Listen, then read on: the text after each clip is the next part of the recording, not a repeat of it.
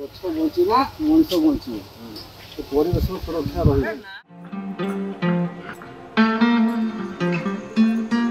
पेशारे police विभागर sub inspector किंतु निशा तांकर परिवेश को प्रदूषण मुक्त रखिबा निजर कर्ममय जीवनरू टिकिए फुर्सत मिलिले हाथ रे कोड़ी कोदाळ धरी बाहरी पड़ती गछ लगाइबाकू।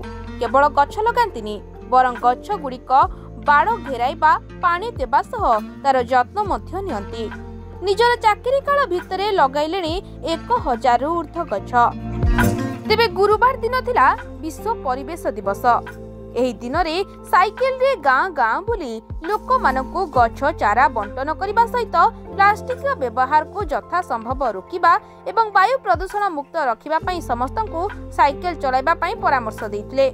बालेश्वर जिला सदर ब्लॉक अंतर्गत सार्थापांडी अधिकारी सत्यरंजन सेठी को एभली नियारा प्रयास पई आज से समस्तंकर प्रशंसार पात्र पलटिछंती। वर्तमान जलवायु परिवर्तन जोगु तापमात्रा वृद्धि हेबा सह विभिन्न प्रकार प्राकृतिक दुर्विपाक घटुछि, जहा फल रे लोके बहु असुविधार सम्मुखीन हेबा सह अनेक धन जीवन मध्य हानि हेउछि। तेणु गछ लगाइबा द्वारा किछि परिमाण रे समस्या मुक्ति मिल पारिबो बोली आशा बांधिछंती सत्यरंजन। तेबे विश्व परिवेश दिवस अवसर रे परिवेश को प्रदूषण मुक्त रखिबा पई से एक नियारा प्रयास करिछंती। निज साइकेल रे गाँ गाँ बुली गछ चारा बांटिबा सह प्लास्टिक सामग्री व्यवहार को कम करिबा पई निवेदन करिछंती। या सह वायुमंडल को प्रदूषण मुक्त रखिबा पई समस्तंको साइकेल चलाइबा पई परामर्श दैछंती।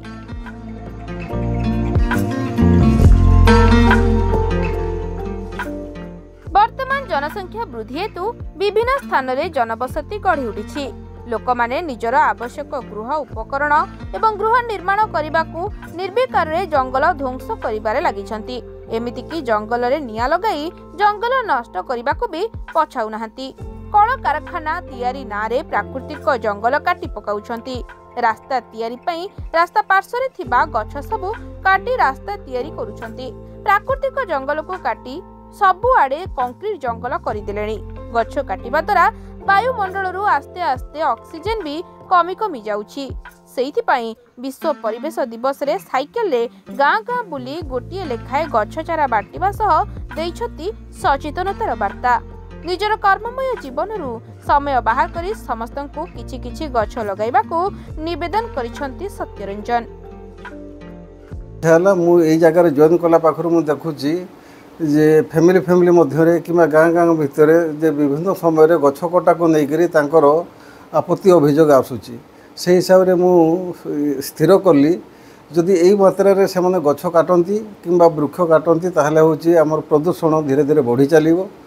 एवं से हिसाब रे मु आज से प्रयासटा से जारी रखिली। एवं मोर भी गोटे उद्देश्य थिला जे जदि प्रत्येक लोक गोटे गोटे गछ लगांती ताहले परिवेश प्रदूषण मुक्त होबो एवं वायु प्रदूषण मुक्त होबो। जदि से मोटर जान किंबा मोटरसाइकेल व्यवहार न करी एवं आवश्यकता न थाई करी जदि से माने साइकेल से जदि व्यवहार करती से हिसाब रे किछि मात्रा रे हमर वायु प्रदूषणटा कमी जीवो। से हिसाब रे मु आज जे प्रत्येक घर घर बुली करी साइकेल रे वृक्षरोपण निमंते गछ बांटी थिली।